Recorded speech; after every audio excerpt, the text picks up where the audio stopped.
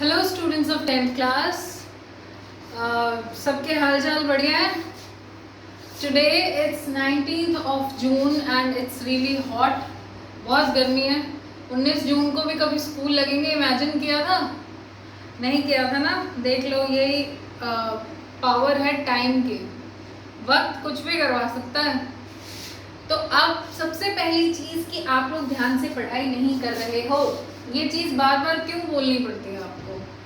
बेटा please pay attention on your studies. Board exams हैं already. Due to कोविड-19 you guys have suffered a lot, but we have tried our best कि आपको कोई problem ना हो, आपको टाइम पे असाइनमेंट मिले, टाइम पे लेक्चर मिले, टाइम पे आपका सिलेबस हो। जब हम इतनी मेहनत कर सकते हैं तो please why can't you cooperate? It's a request. कोई डांट नहीं रहा है आपको, आपसे सिर्फ रिक्वेस्ट कर रहे हैं कि please cooperate with the situation.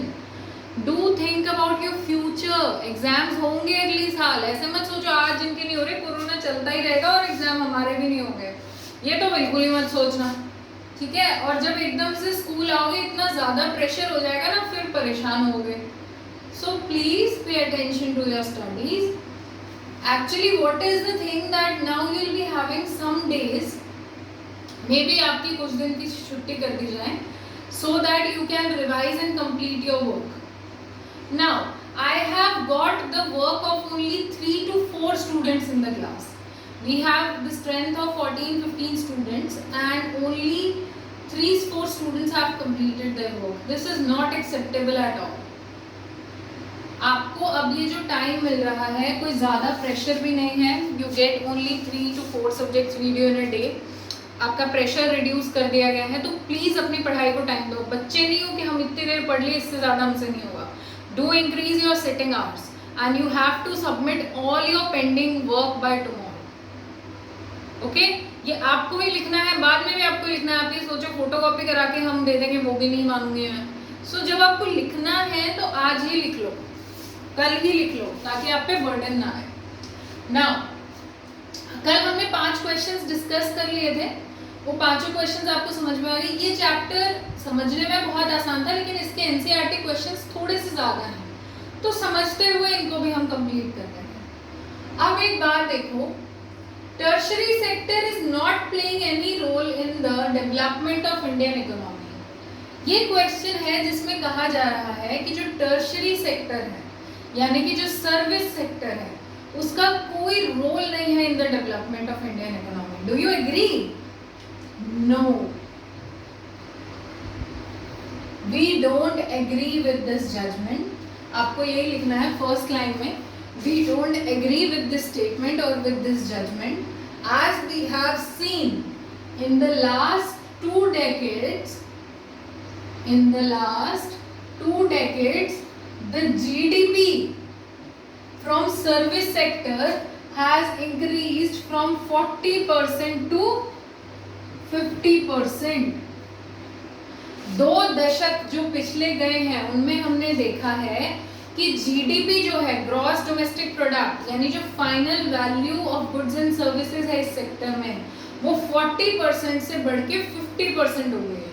अब जीडीपी जब एक सेक्टर से इतनी ज़्यादा आ रही है, आप सोचो पूरे देश की जीडीपी है, वो पूरे देश की डेवलपमेंट को बताती है. तो जब उस डेवलपमेंट का पार्ट 50% किसी सेक्टर से आ रहा है, तो फिर वो सेक्टर कैसे इंपॉर्टेंट रोल प्ले नहीं कर रहा है? जरूर कर रहा है. So tertiary sector definitely plays an important role in the development of the country. As we have seen in the last 2 decades, the GDP from the tertiary sector has increased from 40% to 50%, and the expansion of IT,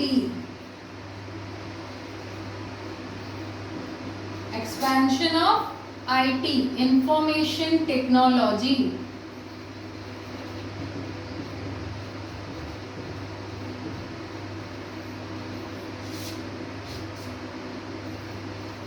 has increased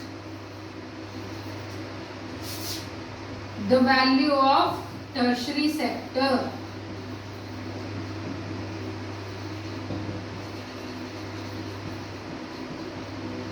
अब हमने पढ़ा था IT और communication कौन से sector में आता है? टर्शरी में लोगों को सर्विस मिल रही है। तो आप ये चीज खुद देखो ना, आपके दादाजी नानाजी के टाइम पे या मम्मी पापा के टाइम पे क्या कम्युनिकेशन और आईटी इतना स्ट्रांग था जितना आज आप 4G पे पबजी खेल लेते हो? अब भाई इनकी पोल खुल चुकी है, कहोगे नहीं मैम फ्री फायर खेलते हैं, है ना?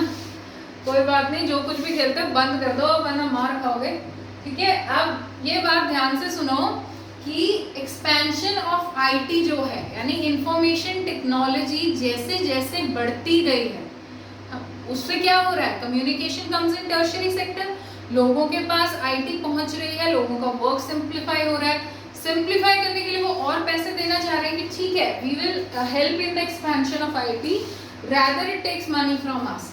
तो उससे क्या हो रहा है कि टर्शियरी सेक्टर बढ़ रहा है, तो इसलिए उसका रोल है बहुत ज़्यादा है in the development of economy. IT नहीं होगी तो क्या डेवलपमेंट होगी इंडिया इकोनॉमी की? सब कुछ डिजिटल चल रहा है देश में, इंडिया में ना हो तो क्या डेवलपमेंट हो पाएगी कंट्री की? नहीं। तो उस डेवलपमेंट के लिए क्या जरूरी है? IT communication. वो आईटी कम्युनिकेशन कौन से सेक्टर में आती है? टर्शियरी सेक्टर में। इतना क्लियर है? अब जैसे जैसे लोगों के पास पैसे आने लगता है, the more money the people have, the more money the people have, more they spend,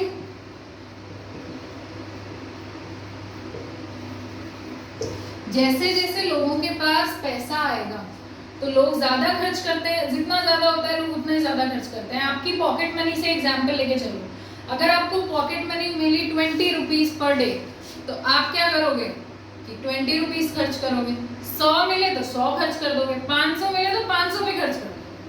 This is the human tendency. The more a person gains, the more he or she tries to spend.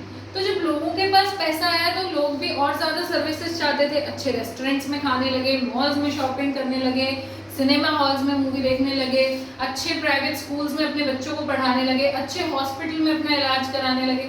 तो इस सब से क्या हो रहा था? Services में spending बढ़ रही थी, सर्विस सेक्टर की जीडीपी बढ़ रही थी। तो इस तरीके से टर्शियरी सेक्टर इंडिया की डेवलपमेंट में बहुत इंपॉर्टेंट रोल प्ले करता है। I hope this answer is clear to you all. Now let's come to the next question.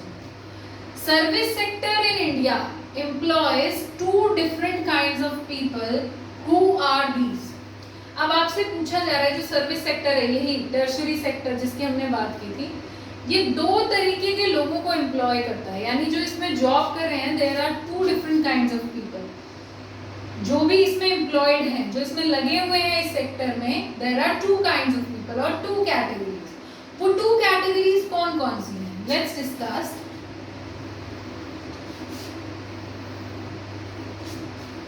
The people which are directly involved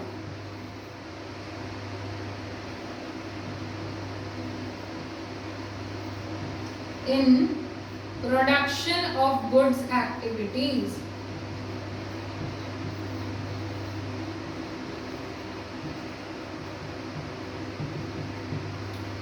जैसे कि प्रोडक्शन ऑफ गुड्स कौन से sector में हो रहा था? Primary and secondary. ये आपसे एमसीक्यू में भी पूछा जाए अगर, that production of goods takes place in which sector? Primary and secondary. Which sector helps or supports the production of good? Tertiary. ठीक है, टर्शियरी में प्रोडक्शन नहीं होता है गुड्स का, जो प्रोडक्शन प्राइमरी और सेकेंडरी में हुआ है उसे लोगों तक पहुंचाया जाता है। The services are being given, so it helps in development of primary and secondary. तो वो लोग जो लोग डायरेक्टली इन्वॉल्व हैं कौन सी एक्टिविटी से? प्रोडक्शन ऑफ गुड्स, जिसमें कुछ प्रोड्यूस हुआ और उनसे रिलेटेड जो एक्टिविटी है उसमें काम कर रहे हैं। जैसे प्रोड्यूस क्या हुआ था? ग्रेन। आप उस ग्रेन को ट्रांसपोर्ट कर रहे हैं, so involve in the activity of transportation. अब कुछ ग्रेन कोई बेचना नहीं चाहता है तो उसको खराब होने से बचाना है तो क्या करना पड़ेगा? Storage. So the people involve in storage. Production हुआ डाटा का, उसको संभाल के रखना है, लोगों तक पहुंचाना है, कम्युनिकेशन। आपके पास, you have money resource and you have to lend it to people, आप लोगों को ब्याज पे देना चाहते हो, बैंक खोलना चाहते हो, एनीथिंग, दैट इज फाइनेंस। तो ऐसे लोग जो कि उन एक्टिविटीज में इन्वॉल्व हैं जो कि जो गुड्स प्रोड्यूस हुआ है उससे रिलेटेड एक्टिविटी है। The activities which are related to the production of goods, the people working there is the one category.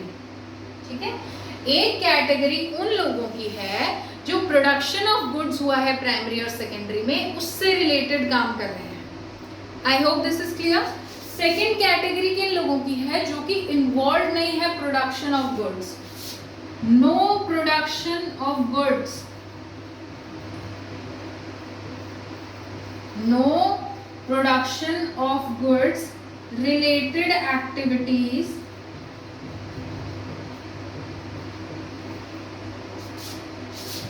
are managed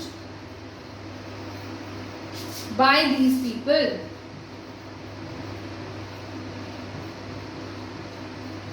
दूसरी जो कैटेगरी है उसमें क्या हो रहा है, प्रोडक्शन ऑफ गुड नहीं हो रहा है, ऐसी कोई एक्टिविटी वो नहीं कर रहे हैं कि प्राइमरी और सेकेंडरी में कुछ प्रोडक्शन हुआ था और फिर उससे रिलेटेड कोई काम कर रहे हैं, ये अपनी न्यू सर्विसेज दे रहे हैं। These are giving new services. For example teaching, barber, doctor etcetera, इनको एंसिलरी वर्कर्स भी कहा जाता है। एंसिलरी वर्कर्स, एंसिलरी वर्कर्स का क्या मतलब है, ऐसे लोग जो कि प्राइमरी और सेकेंडरी एक्टिविटी में इन्वॉल्व जो लोग हैं, जो प्राइमरी और सेकेंडरी सेक्टर में काम करते हैं, उनके लिए सर्विसेज प्रोवाइड करते हैं, उन्हें बोला जाता है ancillary workers. So two different kinds of people. पहली कैटेगरी देखिए जिसमें लोग प्रोडक्शन प्रोसेस से रिलेटेड काम में इन्वॉल्व हैं, कुछ प्रोड्यूस हुआ प्राइमरी और सेकेंडरी सेक्टर में, उसको लोगों तक पहुंचाया, that work related is one category people. Second category people, ये प्रोडक्शन ऑफ गुड्स से इनका कोई लेना देना नहीं है, प्रोडक्शन हुआ वो अपनी जगह है, ये नई सर्विसेज कैटर करते हैं, नई सर्विसेज क्रिएट करते हैं for the people. For example teaching, अब टीचिंग में मैं आपको पढ़ा रही हूँ तो इसमें कोई प्राइमरी रिसोर्स कहाँ आया, प्राइमरी सेक्टर का कोई काम आया नहीं, this is the new service I am giving to you. Doctor है, डॉक्टर को क्या पहाड़ थोड़ी खोलना पड़ा था, पढ़ना पड़ा था, so no production of good but new services catered. तो जो लोग आपको सर्विसेज दे रहे हैं, प्राइमरी और सेकेंडरी सेक्टर के वर्कर्स को दे रहे हैं सर्विसेज, उन्हें क्या बोला जाता है, एंसिलरी वर्कर्स। तो ये दो कैटेगरीज ऑफ पीपल आपको समझ में आ गई। Read these two questions in 5 seconds. We will move further with next questions.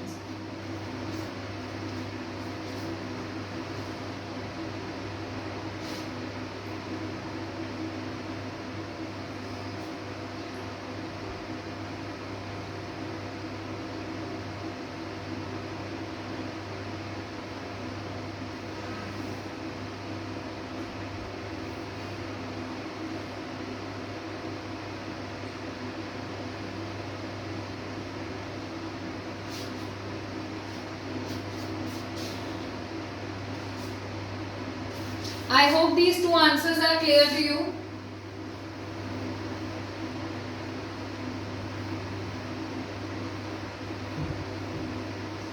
बेटा मैं ना आपसे एक रिक्वेस्ट कर रही हूँ कि ना एक एक आंसर समझाने में बहुत मेहनत कर रही हूँ, तो प्लीज इस मेहनत को वेस्ट मत जाने देना।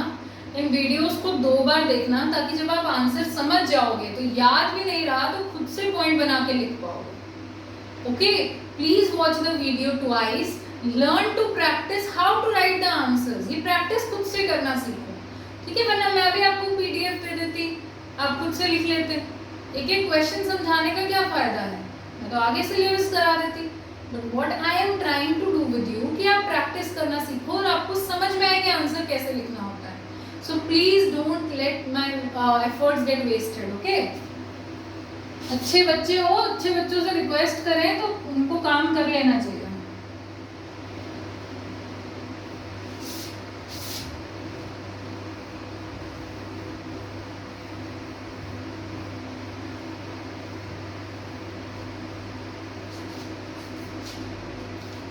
अगला क्वेश्चन है, people in the unorganised level, unorganised sector, people in the unorganized sector are exploited in various ways.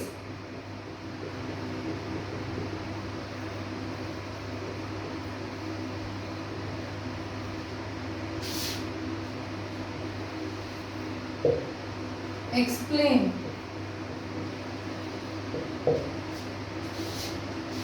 Next question जो आपसे पूछा गया है वो है कि जो लोग अनऑर्गेनाइज सेक्टर में काम करते हैं उन पे टॉर्चर किया जाता है, उनका उत्पीड़न होता है, यानी कि उनको बहुत ज़्यादा एक्सप्लॉइट किया जाता है, टॉर्चर किया जाता है, उनको स्टेबल वर्किंग ह्यूमन कंडीशंस नहीं दी जाती हैं।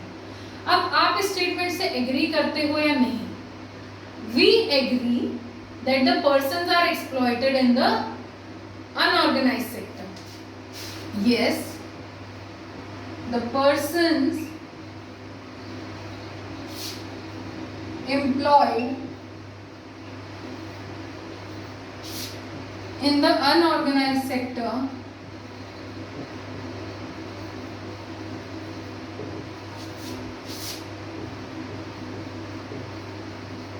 are exploited.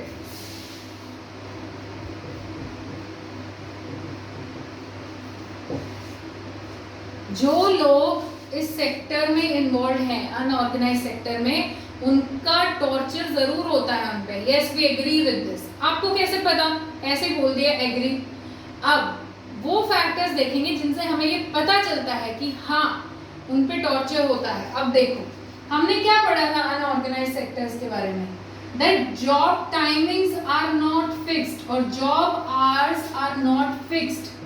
अब एक तो ऑर्गेनाइज सेक्टर था जहां पे जॉब आवर्स फिक्स्ड है, आपको ओवर टाइम करने की जरूरत नहीं है, आपको उतनी ही सैलरी मिलेगी। एक अनऑर्गेनाइज सेक्टर है, आज आपको बोल दिया 8 घंटे काम करो, कल आपको बोल दिया 10 घंटे काम करो।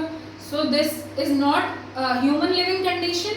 जॉब आवर्स फिक्स है ही नहीं। अब आप स्कूल का एग्जाम्पल मान के चलो, कल को आपको कह दे आज 6 घंटे पढ़ना है स्कूल में, परसों 8 घंटे पढ़ना है, फिर 9 घंटे क्लास लगा देते हैं, तो क्या ये रीजनेबल है? नहीं। तो ये जॉब में भी रीजनेबल नहीं है कि जॉब आवर्स फिक्स नहीं होते हैं। दूसरी चीज, rules and regulations. Rules and regulations formed by the government, rules and regulations formed by the government for protection of workers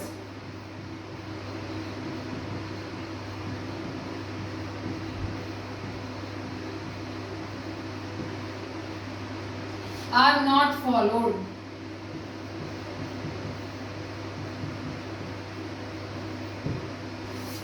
जी बिल्कुल, सरकार ऐसे नियम, ऐसे कानून जरूर बनाती है जिससे कि लेबरर्स जो हैं उनके राइट्स उन्हें मिल सकें। आपने पढ़ा होगा labourers act, labourer wages act, minimum wages act. ये सब वो कानून हैं जिनमें बताया जाता है कि आप किसी लेबरर को एक्सप्लॉइट नहीं कर सकते, उसके भी कुछ अधिकार हैं, उसके लिए भी कुछ रूल्स एंड रेगुलेशंस हैं।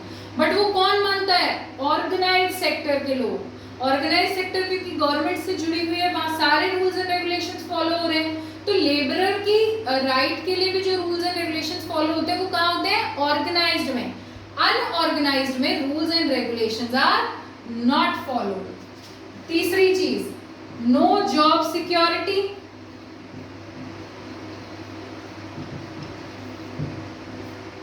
अनऑर्गेनाइज सेक्टर में मान लो कोई वर्कर है, किसी छोटी सी दुकान पे काम करने वाला कोई वर्कर है, या फिर कोई कंस्ट्रक्शन का काम चल रहा है वहां कोई वर्कर है, उसको जॉब सिक्योरिटी है क्या कि 60 साल तक मुझे कोई नहीं निकालेगा? नहीं है। तो there is no job security. कल मन आया मालिक का, अगर आपने उसके खिलाफ कुछ बोला वो आपको निकाल देगा। No job security in the unorganised sector. उसके बाद, these persons are heavily in debt. These persons are heavily under debt.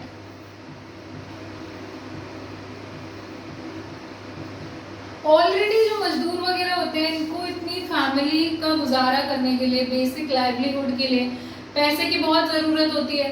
तो जो बड़े लैंडलॉर्ड्स होते हैं या मनी लेंडर्स होते हैं, ये लोग ऑलरेडी उनसे पैसे बोरो करते रहते हैं, ऑलरेडी कर्जे के नीचे दबे हुए हैं। इन्हें आप काम नहीं दोगे, आप बोल दोगे नहीं मैं 500 नहीं दूंगा 400 ही दूंगा, ये रेडी हो जाएंगे ना काम करने के लिए, क्योंकि इन्हें तो रोटी खानी है, बेसिक लाइवलीहुड तो चाहिए।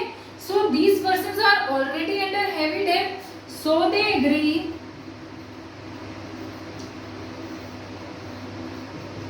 to work at low wages also.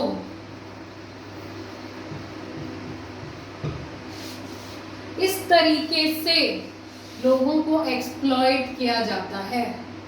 क्या क्या तरीके हैं? जॉब आवर्स का फिक्स ना होना, उनसे अनएक्सप्लॉइटेडली काम कराना, ओवर टाइम करा रहे हो तो कोई पैसे उन्हें नहीं दे रहे हो, रूल्स एंड रेगुलेशंस जो गवर्नमेंट ने उनके लिए बनाया है वो फॉलो नहीं हो रहे हैं, जॉब सिक्योरिटी नहीं है, ये हैवीली इंटर डेप्ट होते हैं तो ये थोड़े से काम के लिए भी पैसे के लिए काम करना शुरू कर देते हैं। नो पेड हॉलीडेज, इन्हें कोई छुट्टी नहीं मिलती है कि संडे है तो जाओ घर जाओ, नहीं, इनका मन हुआ मालिक का तो वो बुला लेगा उन्हें संडे को। So these are the features of unorganised sector. तो इस तरीके से हमने देखा कि अनऑर्गेनाइज जो सेक्टर है, अनऑर्गेनाइज सेक्टर वो सेक्टर होता है जो गवर्नमेंट के अंदर रजिस्टर्ड नहीं है, these are outside the purview of government, और वहां पे लोगों को कैसे टॉर्चर किया जाता है ये हमने इस फैक्टर में देख लिया इस क्वेश्चन में। नेक्स्ट क्वेश्चन जो आपका है वो इसी पे बेस्ड है, that what is the difference between organised and unorganised. उसको पूछा गया है कि किसी भी इकोनॉमी में, किसी भी अर्थव्यवस्था में आप एक्टिविटीज को एम्प्लॉयमेंट कंडीशंस के बेस पे कैसे कैटेगराइज करते हो, कि लोग जो काम कर रहे हैं उनकी कंडीशन कैसी है वर्कर्स की, उसके मुताबिक आप कैसे दो कैटेगरी में बांटते हो। तो हमने क्या पढ़ा था? Organised and unorganised. ऑर्गेनाइज्ड के फीचर्स क्या हो जाएंगे? Job hours are fixed, rules and regulations form by the government are followed, no there is job security, the person get proper wages, there are paid holidays। और unorganized में यही सब आ जाएंगे। Organized sector is basically having those companies, those enterprises which are registered under government। उन्होंने अपने आप को सरकार के अधिनियम के मुताबिक अपने आप को रजिस्टर कराया हुआ है। तो जब सरकार के मुताबिक वो रजिस्टर्ड है तो उन्हें गवर्नमेंट के रूल्स रेगुलेशंस भी फॉलो करते हैं, अपने वर्कर्स को एक्सप्लॉइट भी नहीं करते हैं। और अनऑर्गेनाइज सेक्टर्स में स्मॉल वर्कर्स, भीड़ भरी हुई है बस। Most of the people in our economy are engaged in unorganised sector. यहाँ पे कोई गवर्नमेंट रूल्स फॉलो नहीं होते हैं, पर्सन्स को एक्सप्लॉइट किया जाता है। ठीक है, so today's lecture is over. Please complete your pending work. I am requesting you once again. Have a very good day.